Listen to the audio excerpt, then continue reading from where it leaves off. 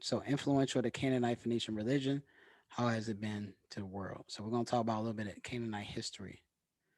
All right. So first, we mentioned that Tyre was one of the capitals of Canaan, and we see that in Joshua 19. It was a strong city given to the tribe of Asher. But King Hiram, he helped out Solomon. He would made an alliance with David and Solomon, but he was active in building the temple. We read that in First Kings and First Chronicles.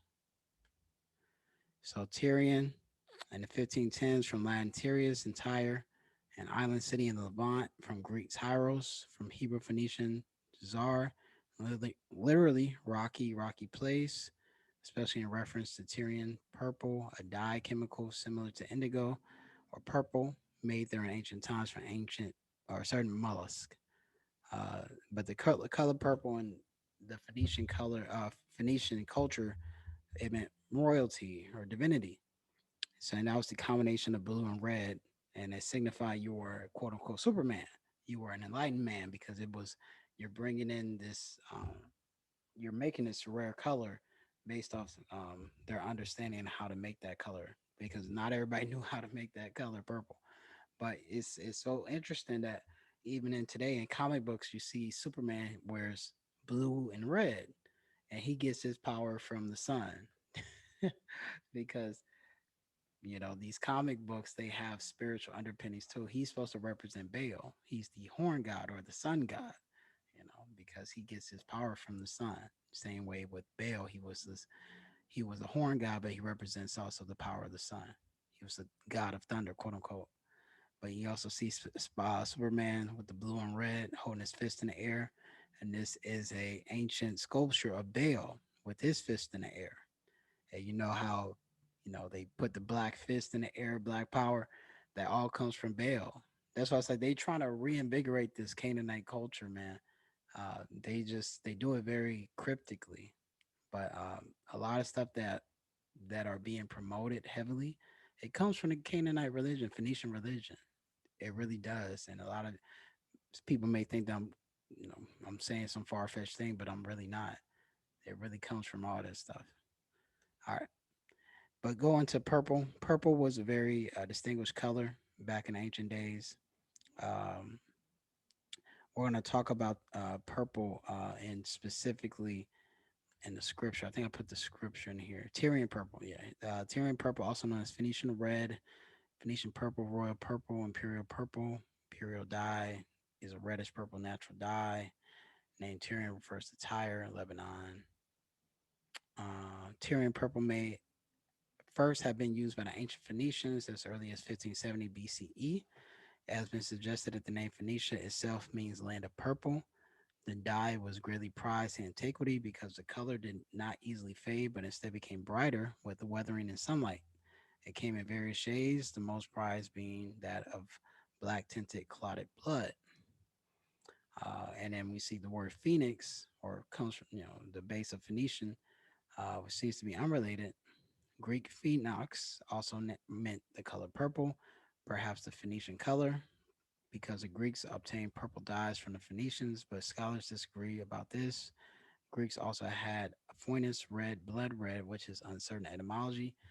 Greek phoenix was also palm tree, especially the date, fruit, and tree probably inhabited, or probably literally the Phoenician tree, because the palm originated in the east and the Greeks traded with the Phoenicians for dates.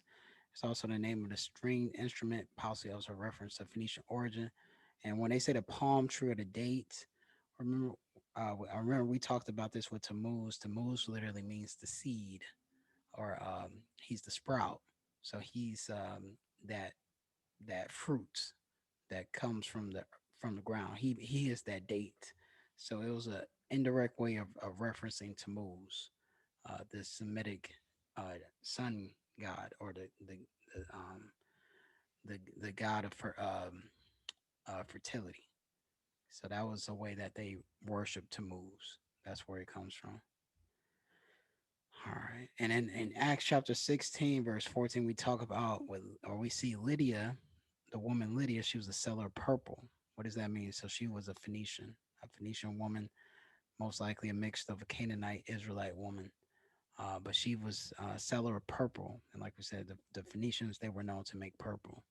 And that's when she was baptized and converted to the faith by Paul. All right, this is a map of Phoenician influence.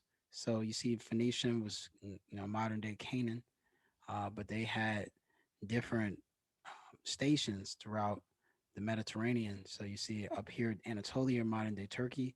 They were in Cyprus here. They also went up to Greece. They went up to Memphis in Egypt. They also went here in North Africa. You see Carthage. That's where you see where the famous Phoenician Hannibal. He was there where he fought the Romans in the Punic Wars. They had three Punic Wars with the Romans before they became Imperial Rome. But you see the Phoenicians. They also went to Sicily. They also went to Italy. They went to different parts of the islands of Europe, Spain, and like I said, North Africa. They also went to different places too. They went to west coast of Africa. They went to India. They went to America. They you even read in First Kings how Hiram and his army, his navy, they brought back different things for Solomon: gold, silver, ivory, apes, exotic animals like peacocks. And you read about peacocks; they're indigenous to um, India, and apes and monkeys. They're indigenous to Africa and also to the rainforest, which is in Central and South America. So it's like they were able to travel to these places because the Canaanites, they were great navymen. They were great sailors. And that's actually part of the reason why they had these Punic Wars with the Romans, because the Romans actually wanted to know the trade routes or the travel routes to travel to the Atlantic, because they weren't able to travel to Atlantic because the seas were too fierce. So they wanted to know how did they travel. That was part of their wars with the Phoenicians. All right, but this is Phoenicia. So as we see, that's modern day Israel or Canaan. And then we see that their kingdom started in 1800 BC, or I guess it was right here. It says 2500 BC to 64 BC. That's a long time, man. That's over 2,000 years. That's crazy, man. 2,000 years. And then but we see this right here. They have their famous kings, Abishmu and Hiram. He was a contemporary of King David and Solomon. Um, and then we see just from Tyre to Carthage, Pompeii, Seleucidine Empire. That's what after Alexander the Great. And then you see preceded by the Canaanites, Hittite, Egyptian, capital, common language is Phoenician, Punic. Remember Punic War, the religion, Canaanite religion. So, like I said, the Canaanites and Phoenician, that's a synonymous word. But when they say Phoenician, that could also mean Israelite, because remember the Bible is not accepted as a historical reference to modern historians. So they never will call something an Israelite uh, component. They will either say Phoenician or they just will say it's not real. So they basically say Phoenician. So that could be a Canaanite, that could be Israelite, that could be a combination of both. All right. And then, yeah, I just want to put this in here. The Phoenicians were a Semitic speaking people of somewhat unknown origin who emerged in the Levant around 3000 BC. Well, we know in the Bible, the origin of the Phoenicians, they come from the sons of Ham, and Canaan is the origin. 3000 BC. And that would actually be the time of the Noah and the flood. So it's like Canaan, that would be the time he was alive. The term Phoenicia is an ancient Greek exonym that most likely described one of their most famous exports, a dye also known as Tyrian purple. It did not correspond precisely to a cohesive culture or society as it would have been understood natively. It is debated whether Phoenicians were actually distinct from the broader group of Semitic speaking peoples known as Canaanites.